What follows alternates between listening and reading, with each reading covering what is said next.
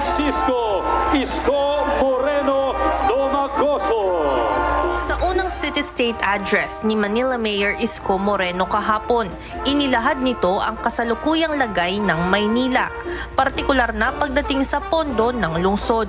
Ayon sa alkalde, lumobo na ang utang ng Maynila sa bilyong-bilyong piso.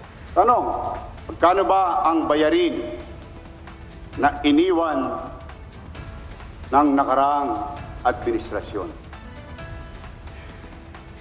Negative 10.2 billion pesos and counting.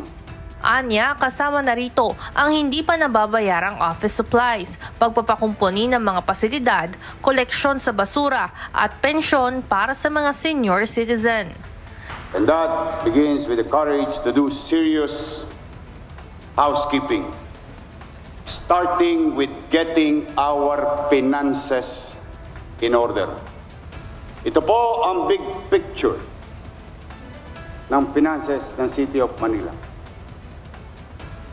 The city finances are in ICU.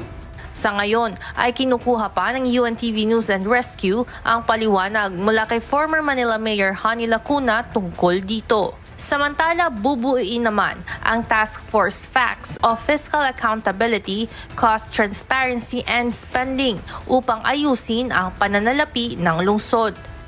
Facts based on numbers because we have been living on the fairy tale of fiscal solvency. Facts kasi kung flat ang koleksyon, flat din ang serbisyo sa taong bayan. Nasa financial ICU na po tayo. Binigyan din ito na tanging essential at necessary lamang ang pagkakagastusan ng iba't ibang departamento sa lokal na pamahalaan ng Maynila. Ivan Alvarez, UNTV News and Rescue. Diyos ang aming sandigan, serbisyo publiko ang aming pinahahalagahan.